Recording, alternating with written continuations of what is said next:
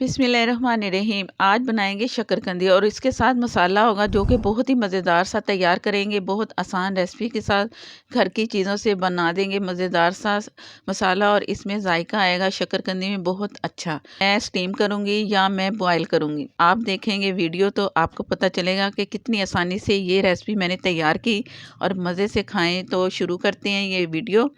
ये मैंने शकरकंदी ली हाफ़ के जी। मेरे पास थे बारीक पीस, मैंने जो मंगवाए हैं ये सही नहीं है। अगर आप इससे मोटी लेंगे ना शकरकंदी तो वो सही है। इसमें काफ़ी वो रेशे रेशे से इसकी जड़ें सी बनती हैं, तो वो जो खाने में भी मुश्किल और काटने में भी मुश्किल होती हैं। तो प्लीज़ आप इससे ज़्यादा मोटी मंगवाएंगे, जितनी मोटी होगी उतनी ही मज़े की बनेगी और आसानी से इसके पीसेस बनेंगे और इसे मुश्किल भी नहीं होगी कि ये स्टीम में या बॉयल में पकेगी कैसे। इसके लिए मैंने कढ़ाई ले ली है। कढ़ाई आप लेंगे तो ज़्यादा बेहतर है। आम बर्तन में बनाएं तो उसमें ज़रा जल जाता है ना साइड, जैसे उसका पेंदा है।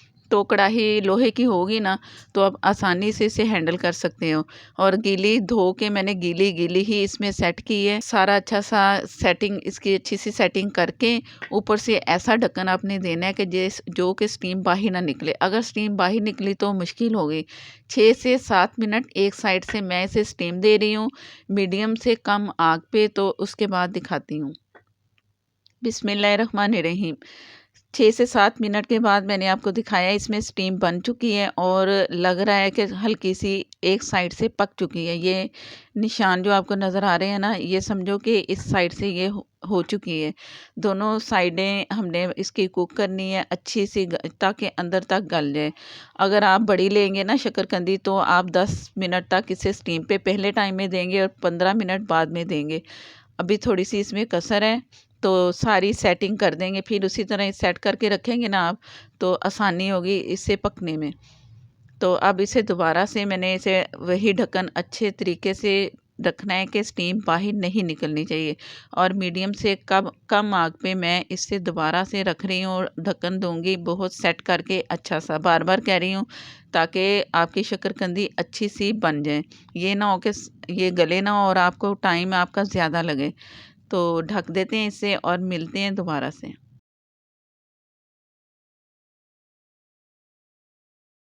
बिस्मिल्लाहिर्रहमानिर्रहीम। 10 से 12 मिनट के बाद आपको दिखा रही हूँ और ये खुशबू भी पूरे घर में आ रही है कि शकरकंदी पक रही है और ये बहुत अच्छी सी कुक भी हो चुकी है।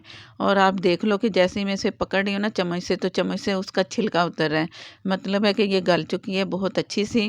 अगर आप बड़ी इससे लेंगे तो ये जो टाइम मैंने 10 से 12 मिनट बताया ना, 15 से 20 मिनट के बाद वो तैयार होगी।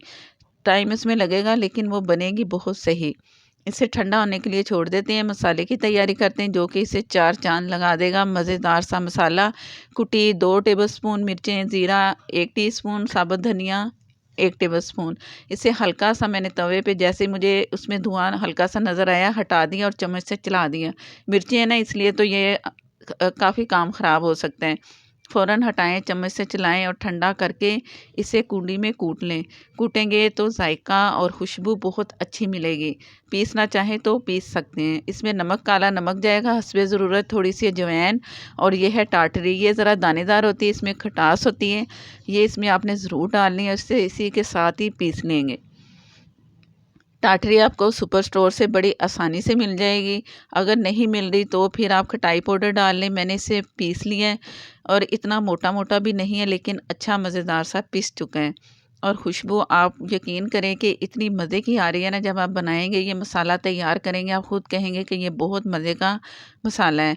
आप सिट्टे के साथ खाएं, अमरूद खाएं तो ये लें, जो भी जिसमें भी आपको मिर्चों वाला खटास वाली चीज़ चाहिए उसमें छिड़कें और खाएं। मज़ेदार सा मसाला आपको बहुत पसंद आएगा। तो शकरकंदी दिखाती हैं वो ठंडी हो चुकी है, थोड़ी सी ज़्यादा ठंडी नहीं करनी ना, इसे फ्रिज में रखना है कि दूसरे दिन छिलके उतारेंगे, फिर मुश्किल हो जाएगी छिलका उतारना। तो ये जड़ों की मैं जो बात कर रही थी ना, इस तरह की जड़ें इसके अंदर तक आपको मिलेंगी। तो इसलिए मना कर रही हूँ कि आप इससे ज़रा मोटी लेनी है। अगर ज़्यादा मोटी भी मिले तो भी आप लें, उसके पीसेस बहुत अच्छे कटेंगे। और ये जड़ें मैं साथ साथ इसकी निकालती रहूँगी और छिलके सारे उतार दूँगी, बड़े आराम से उतरे हैं। अगर आप छुरी से चाहें तो छुरी से भी आप इसे आराम से उतार सकते हैं। फ़िलहाल हाथ से दिखा रही हूँ।